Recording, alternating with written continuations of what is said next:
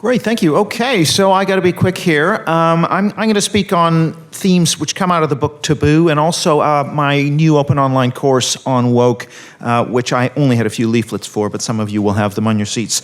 I want to start with euphemism because this ideology behind DEI operates on the basis of euphemisms, and DEI is one of them. Diversity, equity, and inclusion. Who could be against those nice syrupy phrases? I want to define for you what DEI is in its current instantiation. So DE, diversity, equity, can be translated as equal outcomes for historically marginalized groups, which translates into the need to discriminate against whites, men, and Asians. So DE means discrimination against whites, males, and Asians. I, inclusion.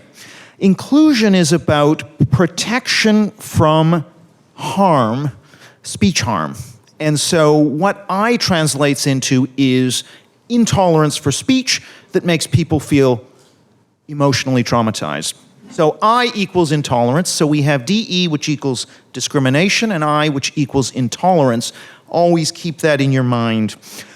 Where do these ideas come from, DEI? This isn't actually an ideology.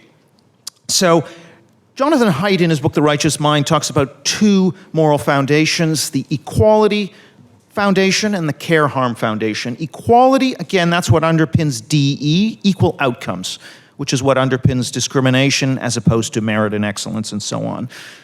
Equality, care harm. Care harm is about protection from emotional harms, let's say. That's what underpins speech codes and underpins the attack on free speech. The other thing to explain, however, it's not just enough to say equality and care harm. Why this fixation on race, gender, sexuality? The Holy Trinity, the woke Holy Trinity. As you know, I define woke as the making sacred of historically marginalized race, gender, and sexual identity groups. That's woke, one sentence. Why equality and care harm through the prism of these particular groups? That's because those groups caught the imagination, beginning with African Americans in the civil rights movement. That caught the imagination and therefore became a fixation. And then we also get the borrowing of the sacredness from African Americans to women, to gays, trans, etc. That's the origin of this ideology. So we have a fixation on the Holy Trinity through the prism of just two values, equality and emotional harm protection, and we're going to throw under the bus all the other values that are important: freedom of speech, pursuit of truth, beauty, excellence, social cohesion, you name it. All of those are going to be sacrificed, and that's why we have to clamp down on speech and truth, the pursuit of truth. I want to say something about this debate now emerging in the literature. Let's face it, there is now an academic discipline, critical woke studies, I'll call it. And we have a number of contributors here. We have Joanna, we have Greg Lukianoff, we have a number of others. There's kind of a split now, I think, in this literature between the Chris Rufo, James Lindsay, Francis Fukuyama, Yascha Mounk, and many others who would say, well, this comes out of cultural Marxists, and the Marxists failed on class. They moved to identity. They did a march through the institutions, a war of position, taking over.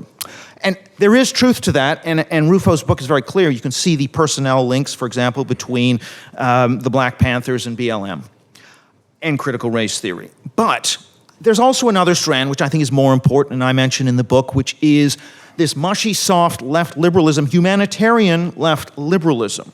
I think this is more important in explaining where we got to. And I'm just going to try and show you the difference between these two strands. So one says, we're going to ban your speech because your speech, if it can be interpreted as harmful to a gay person or to a black person, it upholds a structure. So it upholds either systemic racism or patriarchy or cis heteronormativity. So it upholds a structure which reproduces inequality. Now there's that very intellectual cultural Marxist argument which gets us into critical race and gender ideology. Fine. Is that the reason for woke's rise? Or is in fact the reason for woke's rise not that, but your speech is traumatic for vulnerable, historically marginalized groups and compromises their emotional safety. And that, in my view, is the much stronger motive behind the activists, behind the DEI commissars. And I think that's something we're going to have to tackle. We can't just say this is critical race theory, and cultural Marxism, we're going to have to get at what are actually in some ways originally good ideas of being nice to people and humanitarian and so on, and they have turned into monsters. And they've overshot, and they're in the zone of diminishing returns. So we have to tackle not the cultural, yes, the cultural Marxism, but more than that, this idea of this do good, mushy, be kind, left liberalism, therapeutic left liberalism is the threat. And we have to sort of make this argument, you've overshot, guys, you had some important ideas, did a lot of good in the world, you're now doing a lot of harm in the world, and if we want a society based on human flourishing, then we're going to have to cut back and moderate on some of these claims around harm. There's no getting around it. Nice is an ideology if taken to its extreme. Any idea taken to its extreme is harmful. So I'm just going to leave you with that. Thank you. Thanks, Eric.